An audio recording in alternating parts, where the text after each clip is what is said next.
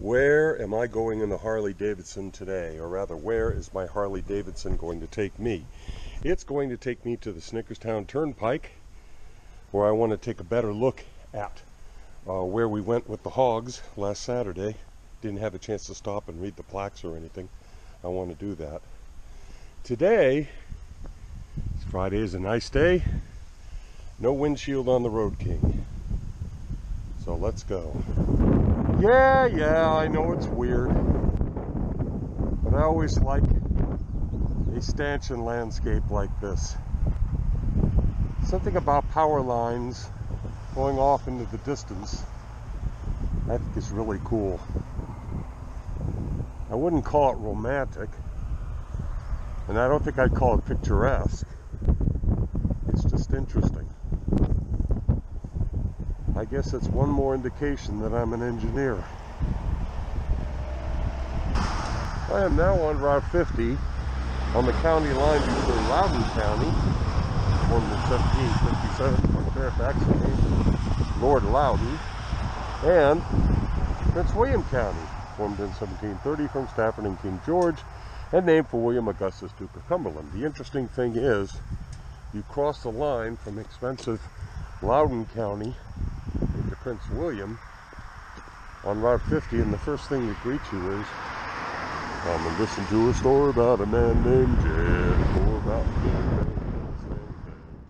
Proving once again that Virginia is an interesting state. I happened to be going along here and I saw one of these Civil War trail signs, so I ducked down this road, which ends in 1.1 miles. Yes, it really does end.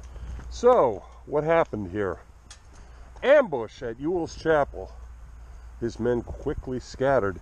Acting on good intelligence, Union George G. Meade ordered a trap set here for Major John Singleton Mosby and his band of partisan rangers on the morning of June 22nd, 1863, with a small detachment of the 17th Pennsylvania Cavalry exposed as bait. A company of the 14th U.S. Infantry hid in the rear of Ewell's Chapel and along a farm lane that entered the old Carolina Road near the chapel. Coming from the Bull Run Mountains and passing through the Ewell farm, Dunblane, Mosby, and about 25 of his men, saw the Union cavalry and attacked, according to plan. The concealed U.S. infantry, however, delivered poorly directed fire as the Confederates approached the chapel. Mosby and his men quickly scattered and escaped, with only 3 wounded. Mosby himself allegedly shot and killed Sergeant Martin Aumüller of the 17th Pennsylvania Cavalry, posted as a lookout in a tree, and the only Union casualty. He was buried near the chapel. It was the prettiest chance to dispose of Mr. Mosby. Well, I was going along Route 50 and I saw this. What is this, I wondered.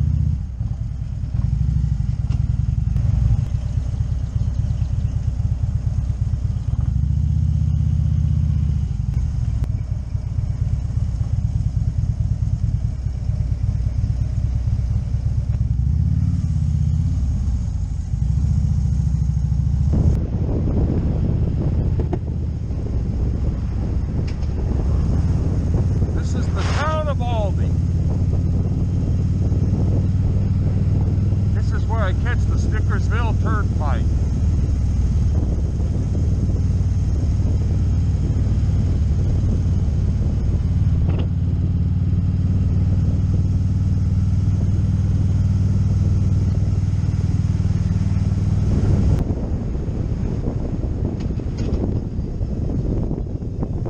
And here is the Snickersville Turnpike, a Virginia byway and an amazing road.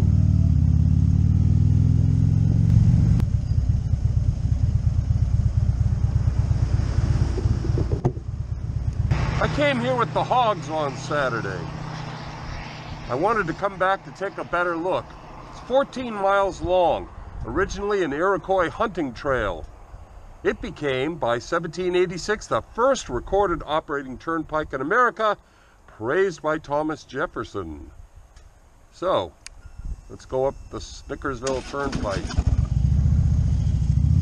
at a sane rate of speed.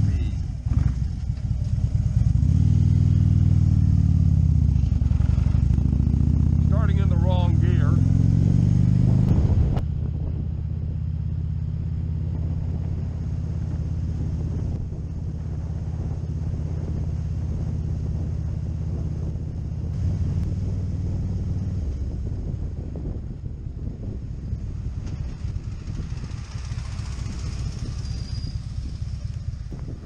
Here's one thing I wanted to see when we went by last Saturday, but we weren't stopping. 1st Massachusetts Cavalry, 3rd Brigade, 2nd Cavalry Division on June 17, 1863, erected by the 1st Massachusetts Cavalry Association, 1889. Interesting memorial at a really pretty section of Virginia. Stone walls, rolling hills, cornfields. Looks like it did back then. I came here on my iron horse. Alright, so what happened here? The Battle of Aldie, 17 June 1863. Do I want to read this entire plaque? No, I do not. I will give you a look at this. Whole bunch of cavalry units riding all over the place. On the morning of June 17, 1863, Colonel Thomas T. Munford and his Confederate Cavalry Brigade moved from Piedmont, now Delaplane, through Middlesburg to Aldie. Let's see. When the battle began at mid-afternoon in Aldie, Colonel Munford recalled the 2nd and 3rd Virginia from Mountville, and they approached along the Snickersville Turnpike. A well-qualified detachment of sharpshooters from each regiment dismounted and deployed behind the stone wall behind you. This one. Stone wall. While their comrades remained on horseback. Lieutenant Philip F. Johnson's cannon on the knoll to your rear supported the sharpshooters. Oh, Union cavalry troopers found the narrow road blocked by dead and wounded men and horses, trapped between the walls and fences and facing what Colonel Munford called the strongest position in 50 miles. The men went down under a perfect hail of bullets. When it was over, 2/3 of the 1st Massachusetts Regiment had been killed, wounded, or captured. That does not sound like a Federal victory, does it? Here, successive charges by companies of the 1st Massachusetts were defeated by sharpshooters from the 2nd and 3rd Virginia, posted behind the wall and supported by one cannon. The Virginians were later driven from this position by the 1st Maine Cavalry, concluding the Battle of Aldie. That monument right there was the first monument to Union forces erected after the Civil War south of the Mason-Dixon line. Well, that's interesting. The Battle of Aldie. This is a place I've never been before. It's difficult for me to describe how pretty this place is. Virginia horse country. Rolling hills, plenty of green, very rural, very pretty.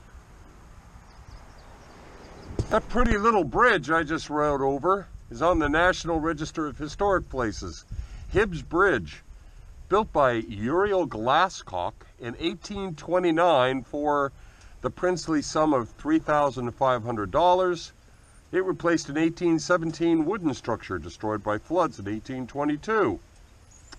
Let's see, double barrel vaults, arch keystones, and conical pilasters reflect the proven durability of ancient Roman designs, yes, and the need to withstand heavy loads and floods. Local citizens fought 17 years to realize restorations completed in 2007. Today, it is only one of 4 operational Virginia stone bridges. Let's ride over once again.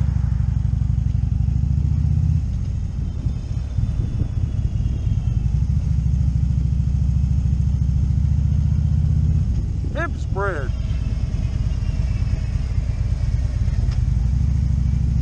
People have been riding over this for, wow, nearly 200 years. Look at this property. I have a 2-car garage, and I'm thinking it'd be nice to have a 3-car garage.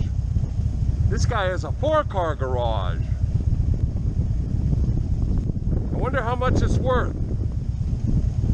We'll look it up on Zillow in post-production. This is the picturesque little hamlet of Philomont.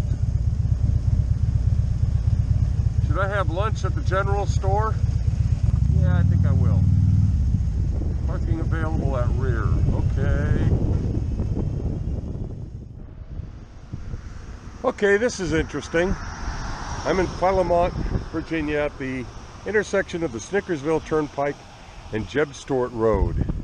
And you might know, right here at the general store, the Battle of Unison in the wake of Antietam.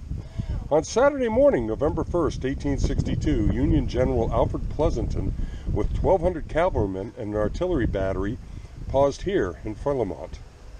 He planned to push south and reach Upperville by evening.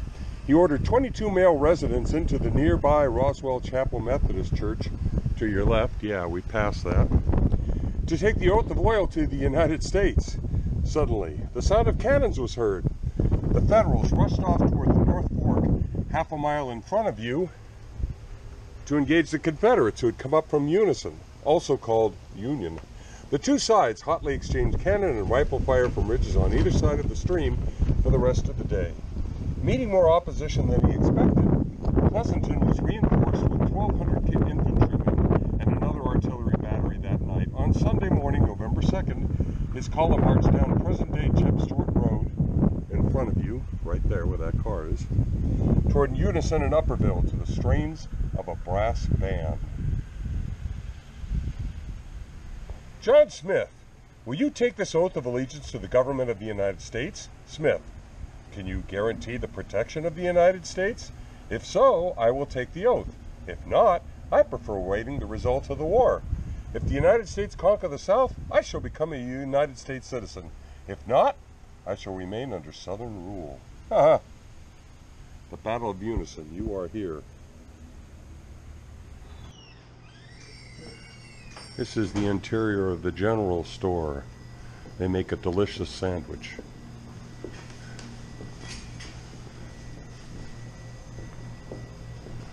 It's also where you pick up your mail if need be. Pretty cool place.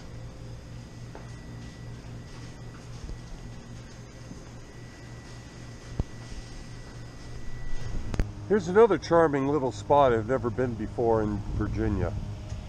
This is the hamlet of Unison. Why am I here? After the Union victory at Antietam in September 1862, President Abraham Lincoln ordered General McClellan and his Army of the Potomac to cross into Virginia and get between Lee's Army of Northern Virginia and Richmond. Confederate Major General Jeb Stuart and a small number of cavalrymen delayed McClellan's advance along this road on the 1st to the 3rd of November, allowing Lee time to march from the western side of the Blue Ridge and escape the trap. After this failure, Lincoln removed McClellan from command.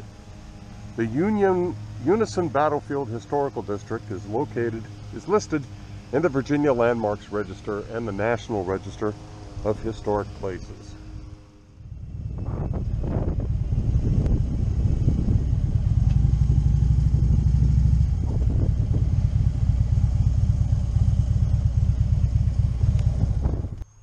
Battle of Unison, truly frightful. On Sunday morning, November 2nd, 1862, the peaceful service here at Unison United Methodist Church was suddenly disrupted. First came the faint sounds of a Union band playing "Listen to the Mockingbird," and then the sounds of combat. Union General Alfred Pleasonton, with 2,500 cavalry and infantry and 12 cannons, was marching down Unison Road from Philomont. Residents cowered as the fight swirled through the village. Confederate General Jeb Stuart was waiting. He had posted most of his 900 cavalrymen near the crossroads, 200 yards to your right. His 6 cannon, under Major John Pelham, fired from the field across the road. Artillery from both sides bombarded the village, and armed men clashed in the streets. Colonel Heros von Bork, Stuart's aide, described the scene as furious flames, dense volumes of smoke, terror and confusion. Truly frightful. After an hour, Stuart withdrew, reestablished his lines 1,000 yards to your left, and delayed Pleasanton's advance for 2 hours. He repeated this tactic until dark. As the fight moved south, the church became a Union hospital. Confederates were treated in the Keene House across the road. That's the Keene House right there. Union soldier graffiti.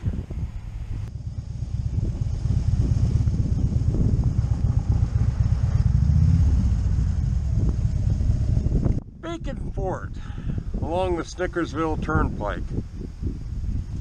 In April 1756, amidst the perilous French and Indian War, Colonel George Washington, with Virginia Governor Dinwiddie, desolation and murder still increase. The Blue Ridge is now our frontier. Bacon Fort, just east, was a small dwelling, likely stockaded to become a fort. At the first Loudoun County Court session in 1757, Bacon Fort is twice mentioned as a highway surveyor's landmark. In 1759, landowner William West reconverted the fort to a house. Then in March 1760, established a licensed ordinary, a tavern, operated by William Owlsley.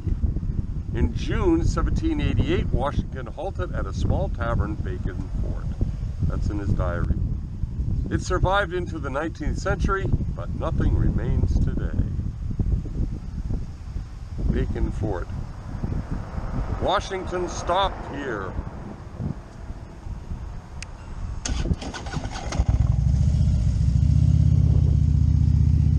So did I. Well, here's a pleasant spot. This is Shenandoah University's River Campus at the Cool Spring Battlefield. Judge Parker's Retreat and the Battle of Cool Spring. Let's see, during the Civil War era, the 195 acres that comprise the River Campus were part of a 1,100-acre plantation owned by Judge Richard Parker. Parker was best known for presiding over John Brown's trial in the autumn of 1859. There he is. He owned the property and spent time at the retreat. His primary residence, however, was in Winchester. Today, the house, built in 1799, which stands on the opposite side of the road, I guess it's up there, is privately owned. While both Union and Confederate armies frequently passed through the area during the conflict using Snickers Gap as a gateway into the Shenandoah Valley, Judge Parker's Retreat figures significantly in the largest and bloodiest battle fought in Clark County, the Battle of Cool Spring. The battle pitted elements of Confederate General Jubal Early's command against a contingent of Union forces led by General Horatio G. Wright. In total, 13,000 Union and Confederate troops fought at Cool Spring. The battle, a Confederate victory, resulted in more than 800 casualties. As near as I could tell, this is the battlefield of Cool Spring, Virginia. The Shenandoah River is right across that grove of trees where I'm pointing the camera. The thing is, this is a primitive battlefield. There are no plaques. There are signs with numbers, but you have to get a piece of paper that tells you what's at the numbered signs, and there weren't any more at that kiosk I was at. So, I think I'm going to cease going down this trail and head back to the bike.